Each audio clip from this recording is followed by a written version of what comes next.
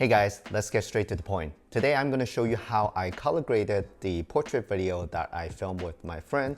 I uploaded the video about 2 weeks ago and you guys really liked the video. Thank you so much for your support and likes and everyone who asked me to show you guys how I color graded the footage. So let's get straight into it.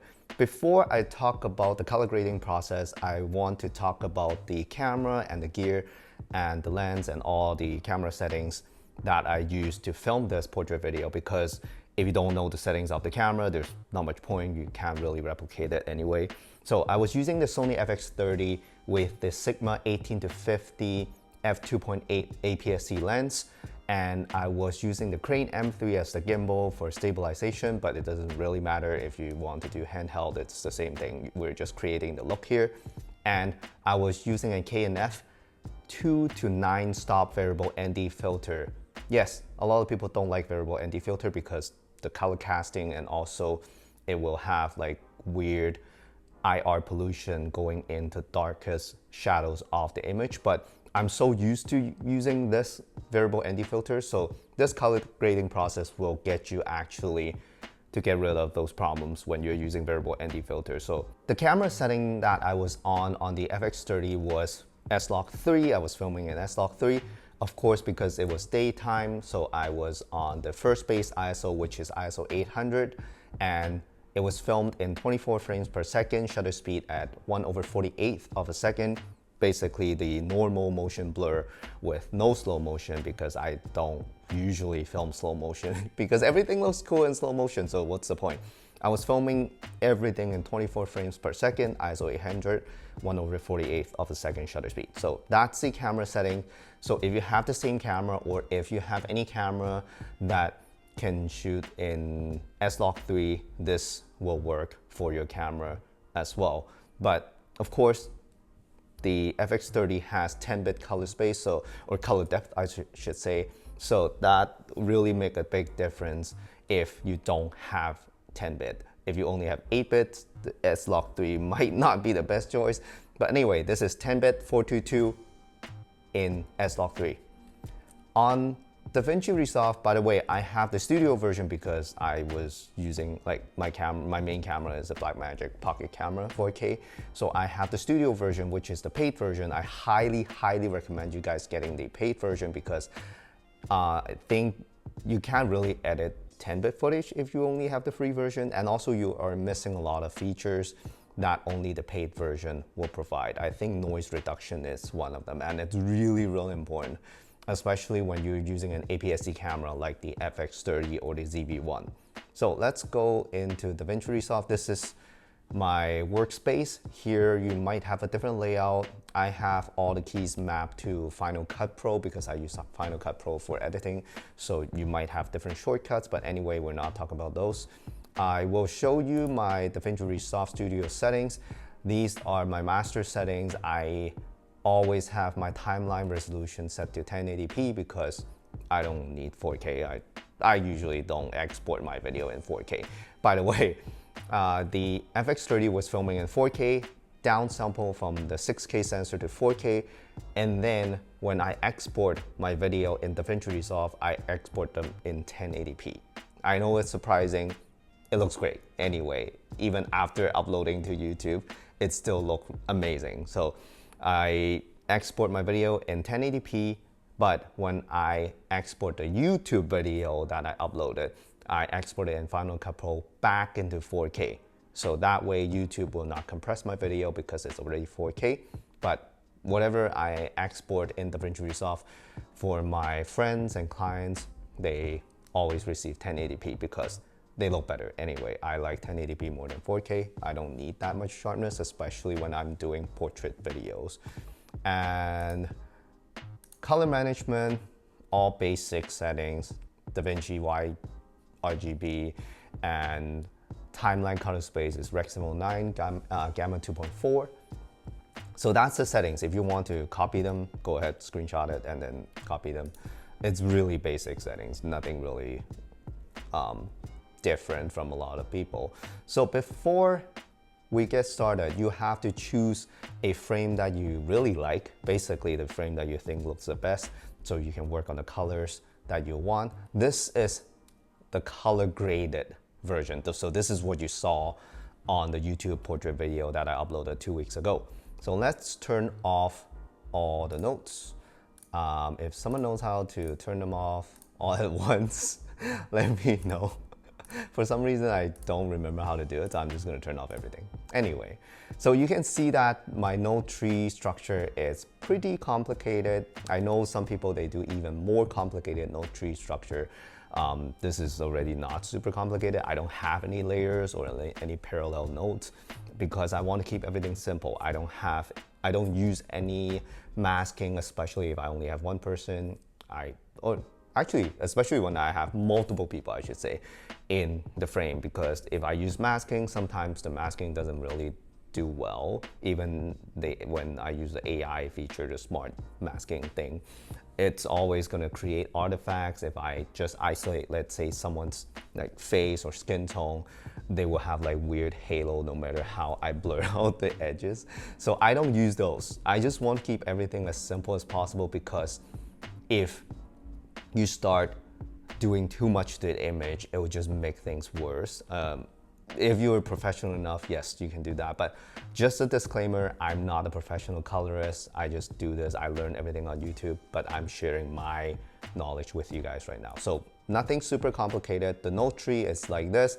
I like having one node per adjustment, because if I need to go back or delete anything, I'm not deleting a whole bunch of work under one node. So that's why you see exposure curve, midtone details, they're like separate. I don't put them in one node.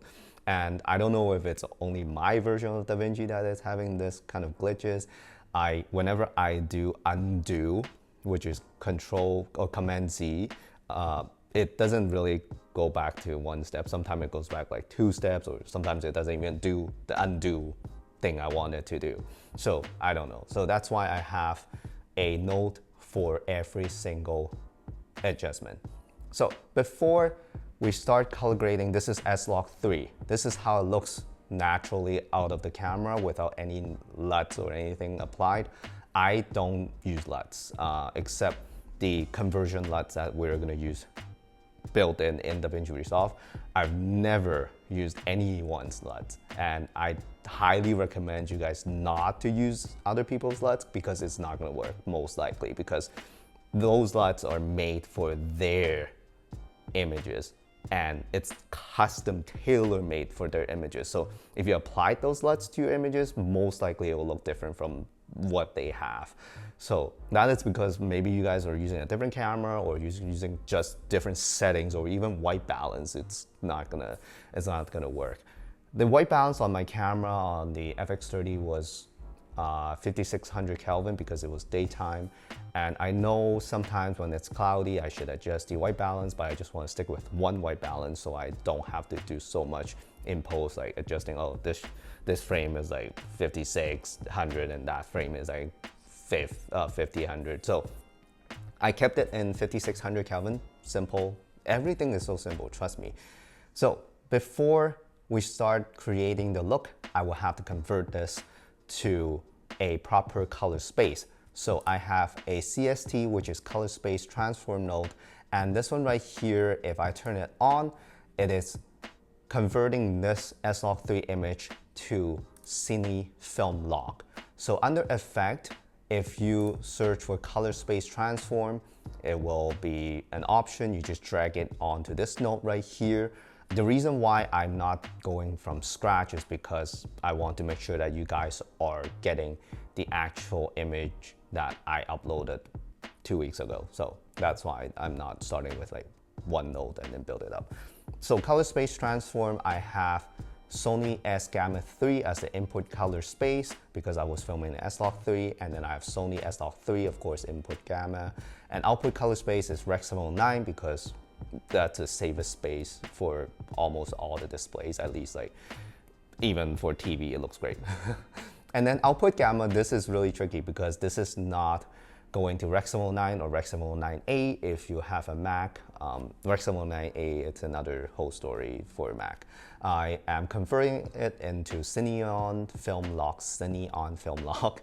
So this is how it looks like. It's still super flat, but before this conversion, it's kind of compressed. But with this, it opens up a little bit better. But the reason why I use this color space transform is because of the LUT that we're gonna use. The conversion LUT, which is on the left-hand side of DaVinci Resolve under LUTs, and we have film looks. And this is, of course, the most popular film LUT that people use on DaVinci Resolve. And I have it under an other node, which is called Kodak 2383, which is the name of the LUT.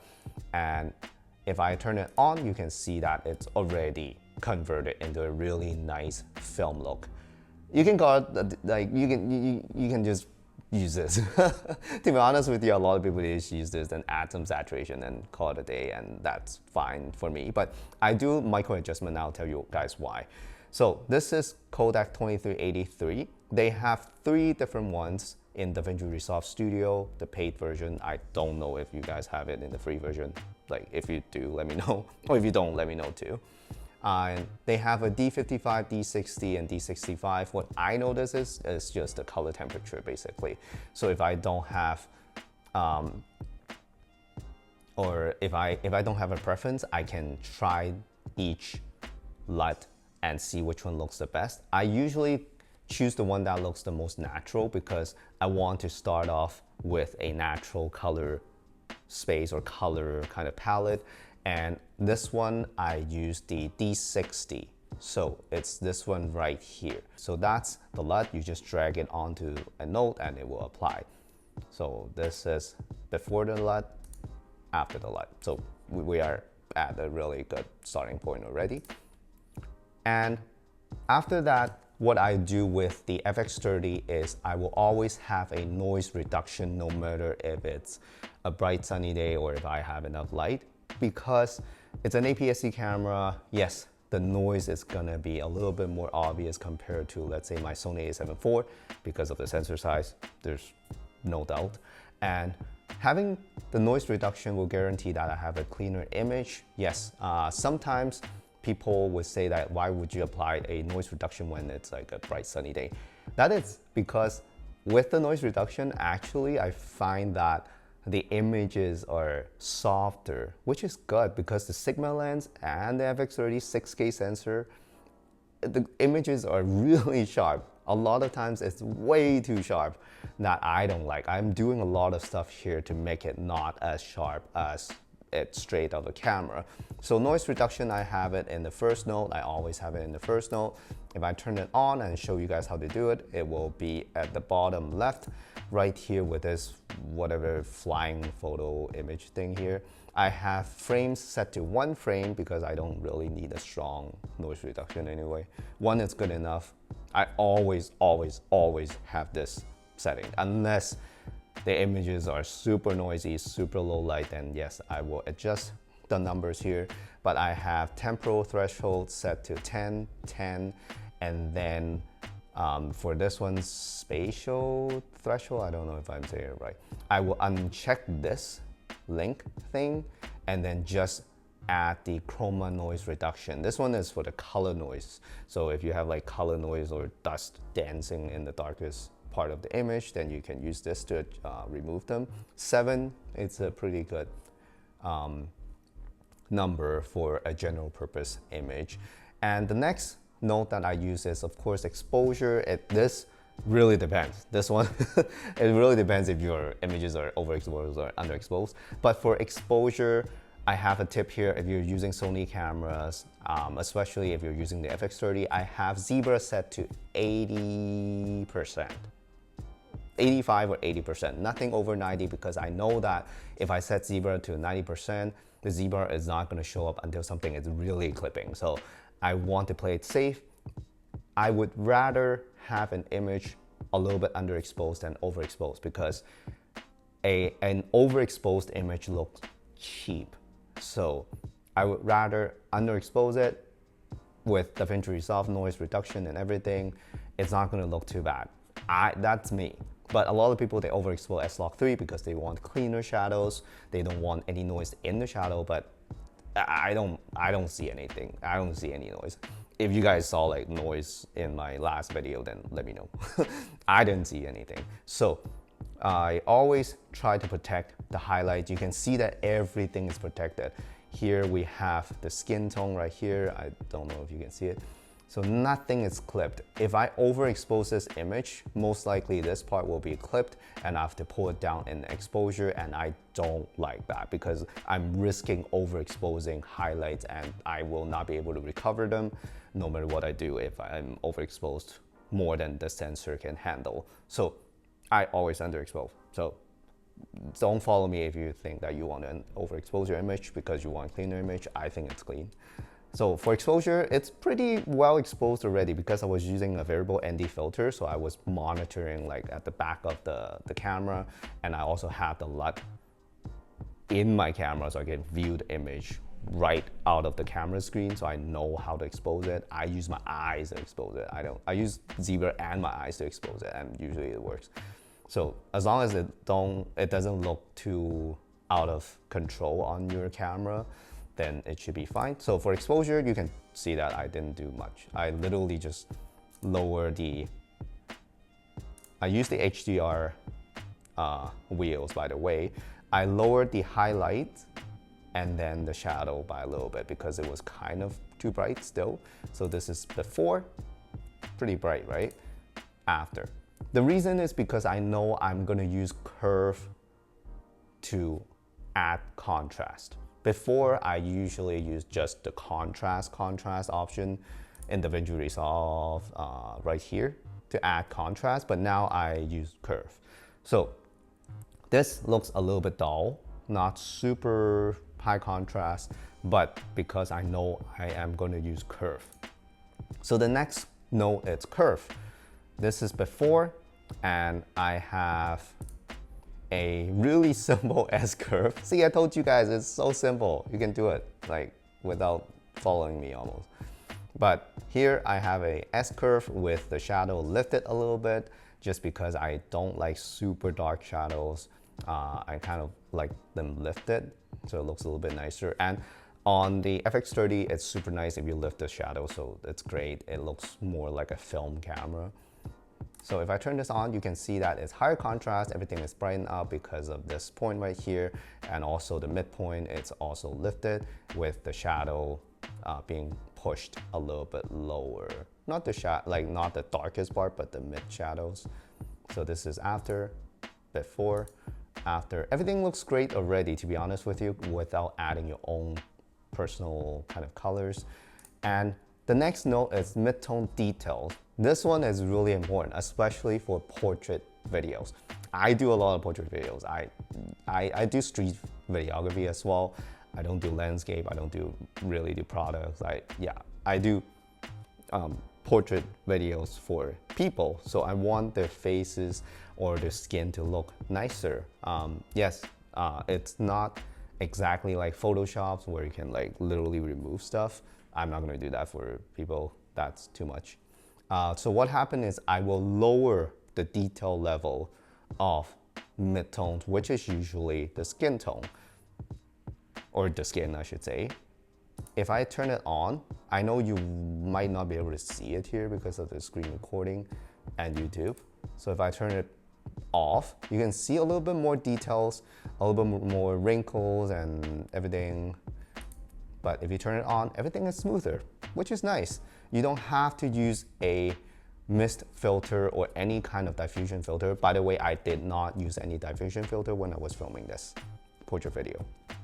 So mid-tone detail, I will go to here, which is the primary wheels, and it is here, MD, right here on the bottom left. I usually set it to -20. It's just a general setting. If you want something really blurry, then you can go ahead and go lower.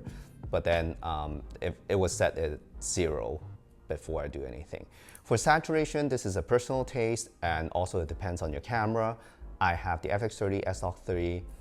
This is quite desaturated. It's not that colorful yet, but it's completely up to you. Of course, depends on the vibe that you're trying to create, but I think I increased the saturation. So you can see that here, everything gets more saturated. This is before, this is after. The skin tone looks really healthy already, and the background and everything makes her skin tone and hair color pops even more. For saturation, for this video, I have it set to 62.4. Again, personal taste, you don't have to follow it, just choose the level you like. Sharpening, yes, this is weird because I made everything blurrier, but now I'm adding sharpness back, yes. So I don't like in-camera sharpening, but I like DaVinci Resolve sharpening. So for sharpening, I make the image look a little bit sharper. So this is before, this is after. So you can see a sharper image, but because of the mid-tone detail lower, the skin is still quite nice. You don't see as much flaws as before. So this is with sharpening, off, on. For sharpening, you'll go to this tab right here at the bottom in the middle.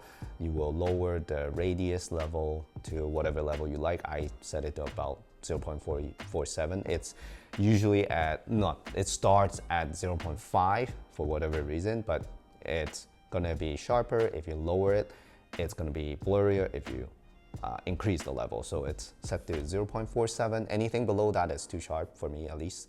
So that's how I will start off the image. And of course, if your white balance is off, I highly recommend having a note before anything to correct the white balance. This is a correct white balance image. At least in my eyes, they look good.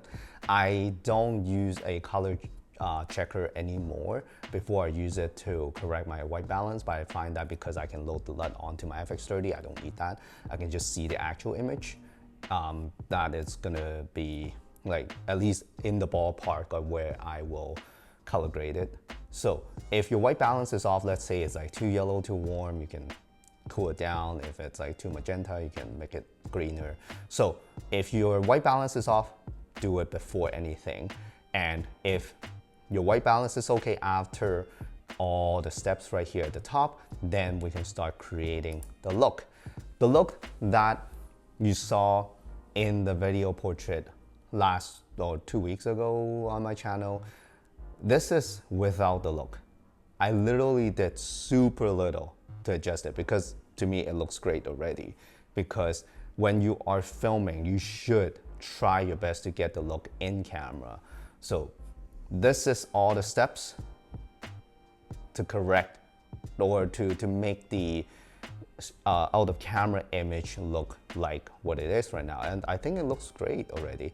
But what I do, or what I usually do, is to add some green in the shadows, not because I want the teal and orange look, but because I'm using a variable ND filter that will usually create IR pollution. The camera, Sony FX30, I'm pretty sure it has an IR cut filter in front of the sensor, so it will get rid of that red magenta zip going into the shadow, because without an IR cut filter, you will see that if you use a variable ND filter, the darkest part of the image will start looking red because the ND filter is not filtering the IR pollution, which is usually magenta. I made a video about the Blackmagic Pocket Camera 4K. I had to use an IR cut filter for a lot of stuff, so that's why. In the Sony camera, usually they have the IR cut filter, but it's still not strong enough. Sometimes you'll still see magenta. I know you can't really see it here right now, but if you get a really strong sunlight and using a variable ND filter, sometimes it will still get some magenta onto the shadow. So I added some green into the shadow, and when I add green into the shadow, usually it will affect everything, which is the skin tone is gonna start looking green like an alien. So I also added some orange to counter it. So if I turn on this look note, you can see that this is before, this is after. It's not super obvious, even when you look at the scope or the parade. It looks really subtle. but it's effective. As I said before, don't do anything super pushed, because unless you are trying to create a super pushed look, don't do it if you're just trying to create a nicer image. So super subtle. You can see that here I have the lift pulled down by a little bit. You can copy these numbers. I don't mind at all. I don't sell LUTs.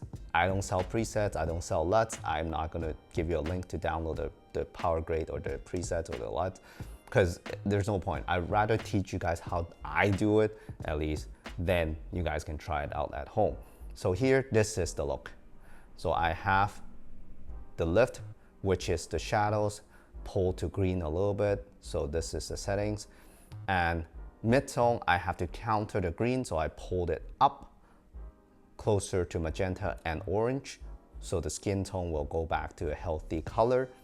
And then gain, you might not be able to see it, but I also pulled it down to a little greenish tone, because I found that the mid-tone orangey color, it's starting to make the image look unnatural because of the teal and orange look, and I don't really want that anyway. So that's why I counter it by pulling the gain, which is the highlight, down to green, just to counter the mid-tone orange. So this is how I create the look, which is super simple. I didn't really do much, to be honest with you, but I'm so happy that you guys like the look, because sometimes like being subtle is good enough. So this is before the look, not look note. This is after. So you can see that everything is nicer when it comes to the color tone, and it makes the image look way more film-like. The next one is halation. Again, this is completely optional. This is not a must, but I use halation because I want to mimic a film look. A lot of film movies and anything filmed with film was having this like halation, where the highest contrast part of the image will have these like color fringing and halos. Even if you don't have a super contrasty part on your image, you will still see the effect. So I'm going to turn it on and show you guys. This is on, this is off. You can see that especially on her face, it lifted her face because of course the face was lit by the sunlight. And this is off and this is on, and everything looks healthier too, because the halation effect I have, it's I didn't change anything. Basically I was just having, you can copy these on the right hand side, thresholds, and I did not change much. I was just playing around with these guys. And halation, usually when it the default settings, if I remember correctly, it's usually like a red kind of hue. So that's perfect for skin tone. I didn't do anything. I didn't change any colors, anything here. Literally, I was just playing with the threshold and strength, gamma, and saturation, and that's it. So go ahead, pause the video, copy the settings, and I don't mind at all. So this is after halation, before, and after. The effect is even stronger than the look that I use or create. So that's that. And the last but not least, of course, you want to add film grain. I add film grain, especially if I'm doing a portrait video, because I want to make it more like a film video instead of like a digital video. This is now super clean. After the noise reduction and all the adjustments, it looks super clean. It's fine, like people like it. If you are uploading it on social media like Instagram, yes, you probably want something as sharp and clean. So after the compression and everything, it looks nice still. But I use grain, not gain, grain. It's a last note that I use or add. If I turn it on, I don't know if you can see it. Do a close up. So this is off, super clean, super smooth. Everything is so smooth. And if I turn it on, it gets rougher, but then in a nice way. So I'll show you the film grain settings. It's under custom right now because I picked a film grain already. I always use the 35mm 400T. That's probably the most commonly used one. And I didn't change anything. The only thing I changed is grain size and grain strength. That's it, to be honest with you. You can, again, copy the numbers. I try my best not to mess around with too much stuff because I can't remember what to do with all the settings. Again, I'm not an expert. And also, I don't want it to be too complicated and it will make some images like fall apart quite easily if you do so much about it.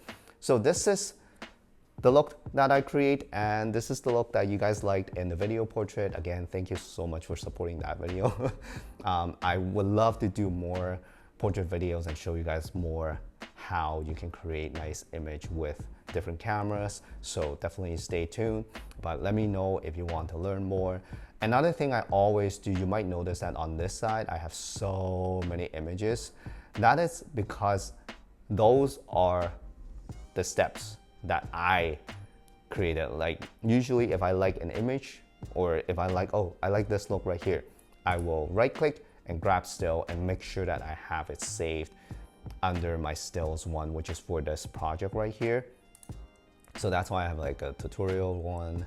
And then the original one is, this is the YouTube video grade that you saw, but I recreated the look again just to make it simpler because for some reason I have two look notes in the original one and I was like, why did I do that? But now I only have one, so it's a little bit cleaner. I always screen grab everything just to make sure that I have it saved because again, the undo and redo thing in my DaVinci Resolve is not really working that well, so I don't know.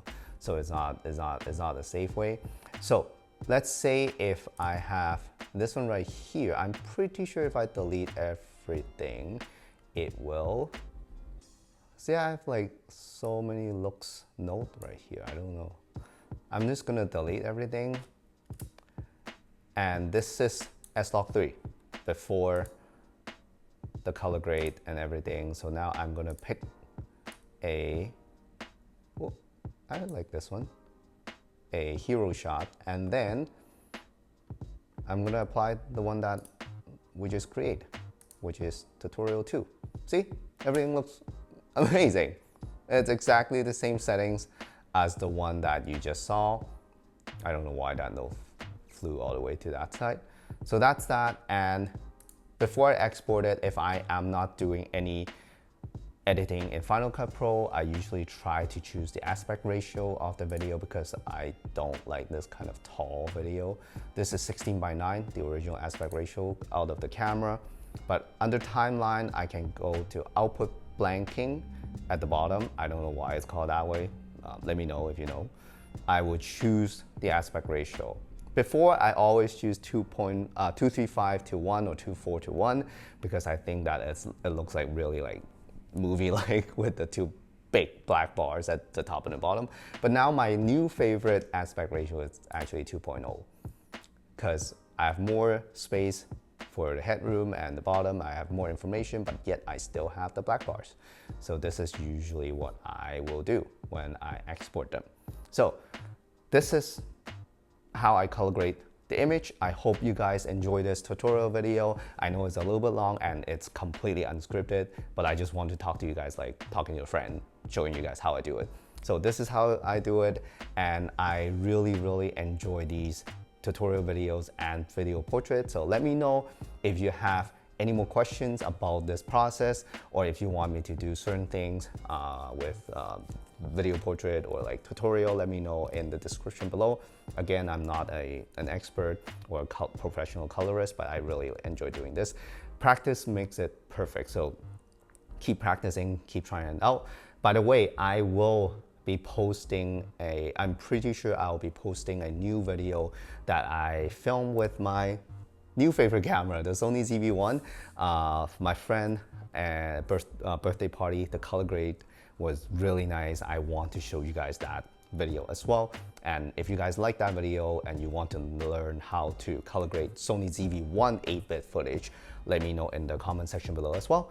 And yeah, that's it. Thank you so much for all your support in the past video, and I hope you guys enjoyed this video. Thank you so much for watching, and I'll see you guys in the next one.